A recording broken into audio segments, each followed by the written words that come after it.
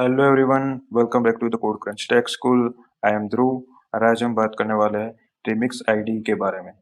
तो उसको हम कैसे यूज़ करते हैं स्मार्ट कॉन्ट्रैक्ट राइट करने के लिए, डिप्लॉयमेंट के लिए, और देखेंगे बेसिक स्मार्ट कॉन्ट्रैक्ट का स्ट्रक्चर। तो ये रहा रिमिक्स आईडी। आईडी मतलब इंटीग्रेटेड डेवलपमेंट एनवायरनमेंट। इसका मतलब ये है कि रिमिक्स आईडी हमें स्मार्ट कॉन्ट्रैक्ट डिप्लॉयमेंट के लिए और डेवलपमेंट के लिए एनवायरनमेंट प्रोवाइड करता है, जहां हम स्मार्ट कॉन्ट्रैक्ट राइट कर सकते हैं, डिप्लॉय कर सकते हैं और उसकी टेस्टिंग भी कर सकते हैं।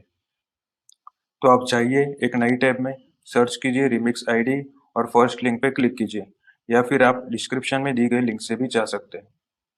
तो आपको इस तरह से रिमिक्स आईडी मिल जाएगा। ये इसका होम पेज। इसको करते हैं क्लोज और देखते हैं इसको यूज़ कैसे करते हैं।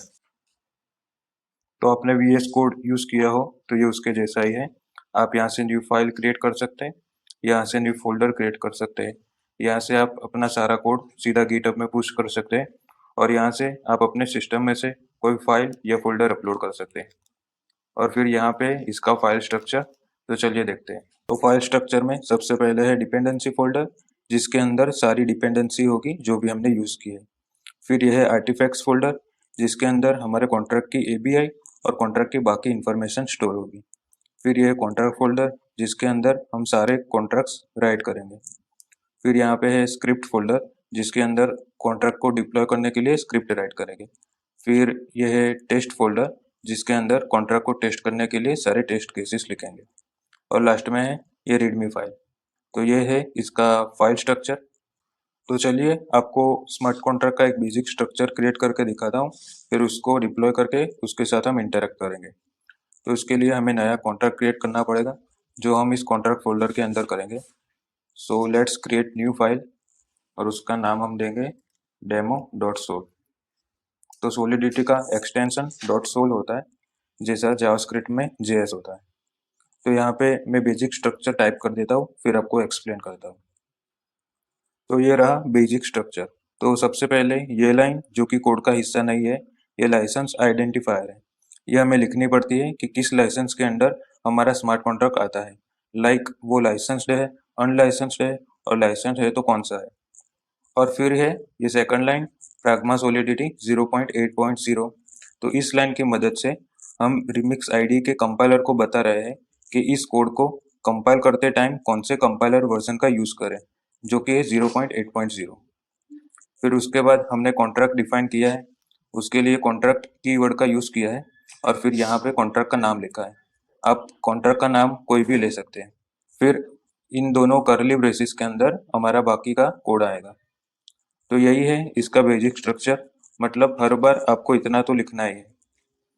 अब यहाँ पे थोड़ा सा और कोड राइट कर देता हूँ, ताकि आपको दिखा सकूँ कि रिमिक्स आईडी की मदद से कैसे हम कॉन्ट्रैक्ट को डिप्लॉय करते हैं और उसके साथ इंटरेक्ट करते हैं। तो यहाँ पे मैंने थोड़ा और कोड ऐड किया है, इसको थोड़ा आपको एक्सप्लेन करता हूँ, और इसके बारे में डिटेल्स में हम फ्यूचर एपिसोड्स में देखेंगे। तो यहाँ पे मैंने इंटीजर टाइप का एक वेरिएबल लिया है एज। फिर यहाँ पे एक फंक्शन क्रिएट किया है अपडेट एज, जिससे हम इस एज की वैल्यू को अपडेट करेंगे। फिर यहाँ पे एक और फंक्शन है गेट एज, जिससे हम इस एज की वैल्यू को रीड करेंगे। तो अब करते हैं इस कॉन्ट्रैक्ट को डिप्लॉय। तो डिप्लॉय करने से पहले हमें इसको कंपाइल करना पड़ेगा। तो इसके लिए आप चाहिए यहाँ पे, और यहाँ पे कंपाइल demo.sol, जो कि हमारे फाइल का नाम है। इस पे क्लिक कीजिए और यहाँ पे हो गया राइट मार्क, मतलब हमारा कॉन्ट्रैक्ट कंपाइल हो चुका है। अब डिप्लॉय करने के लिए आप जाएंगे यहाँ पे, और फिर इस डिप्लॉय बटन से आप कॉन्ट्रैक्ट को डिप्लॉय कर सकेंगे। But make sure you select your contract name here, sample contract, and deploy. तो यहाँ पे आप टर्मिनल में देख सकते हैं कि हमारा कॉन्ट्रैक्ट डिप्लॉय हो चुका है, और यहाँ पे डिप्लॉय कॉन्ट्रैक्ट के अंदर आप अपना कॉन्ट्रैक्ट देख सकते हैं। तो ये रहा हमारा कॉन्ट्रैक्ट। तो रिमिक्स आईडी हमें इस तरह से बटन बना के दे देती है, जिससे हम हमारे कॉन्ट्रैक्ट के साथ इंटरेक्ट कर सकें। तो चलिए देखते हैं।